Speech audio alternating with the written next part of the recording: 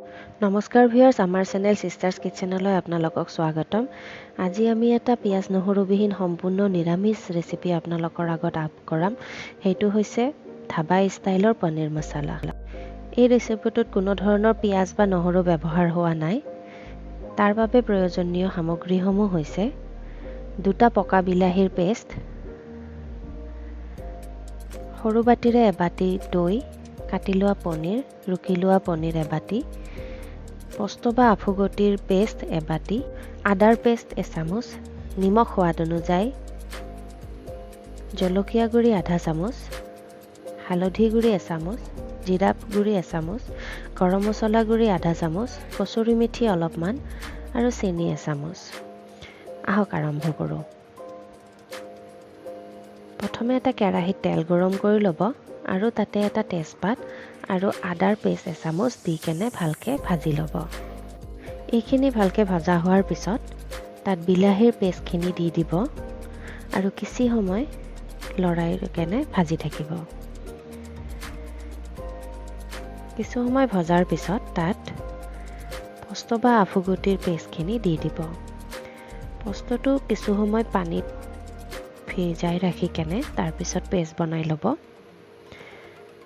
এতিয়া তাত আপোনাৰ হালধি গুড়ি, জিৰা গুড়ি, গৰম মছলা গুড়ি আৰু চেনিখিনি দি কিছু সময় মছলাখিনি ধুনীয়াকৈ ভাজি ল'ব। এই ৰেচিপিটোত যদিও আমি কোনো ধৰণৰ পিয়াজ নহৰুৰ ব্যৱহাৰ কৰা নাই, কিন্তু আপুনি চাব ইয়াতে সোৱাদৰ একো তাৰতম্য নঘটে। বৰঞ্চ ই ৰেষ্টুৰেণ্টৰ দৰেহে বহুত সোৱাদ লগা হয়। এতিয়া আপুনি কিছু সময় ভজাৰ পিছত যদি মছলাখিনিয়ে কেৰাহীৰ পৰা তেল এৰি দিছে, তেন্তে তাত দৈখিনি চামুচেৰে অলপ ফেটি লৈ ঢালি দিব। দৈ ঢালোতে জুই সদায় কমকৈ ৰাখিব লাগে, নহ'লে দৈখিনি জ্বলি যায়। তাৰপিছত ৰুকি লোৱা পনীৰখিনিও এড কৰি দিব আৰু দৈখিনিয়ে ভালকৈ মিহলাই লৈ মছলাখিনি আৰু অলপ টাইম উতল আহিবলৈ দি দিব। 3 মিনিটমান উতল অহাৰ পিছত তাত সোৱাদ অনুযায়ী নিমখ দিব আৰু কিছু সময় উতল অহাৰ পিছত তাত কাটি লোৱা পনীৰৰ পিচখিনি দি দিব। মই ইয়াতে কেঁচা পনীৰ লৈছোঁ। আপুনি যদি কেঁচা পনীৰ ভাল নাপায় তেনেহ'লে ভাজি লোৱা পনীৰো দিব পাৰে। আপুনি এটা বেলেগ এটা কেৰাহী লৈ তাত পনীৰখিনি ভাজি ল'ব আৰু উঠাই ৰাখি দিব আৰু পিছত এনেকৈ ইয়াতে এড কৰি দিব। কিছু সময় পিছত কচুৰি মেথিখিনি দি দিব। কচুৰি মেথি যদি আপোনাৰ তাত নাই, এইটো নিদিলেও হ'ব, এইটো অপশ্যনেল।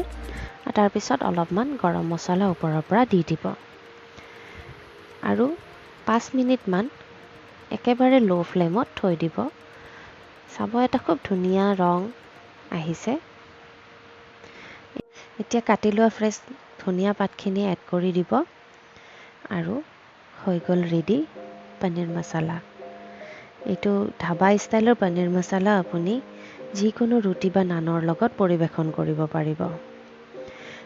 যদি আপোনালোকক আমাৰ ৰেচিপিটো ভাল লাগিছে তেনেহ'লে লাইক, কমেণ্ট, শ্বেয়াৰ নিশ্চয় কৰিব আৰু এনেকুৱা ধৰণৰ ৰেচিপি আগলৈ পাবলৈ ছাবস্ক্ৰাইব কৰিব।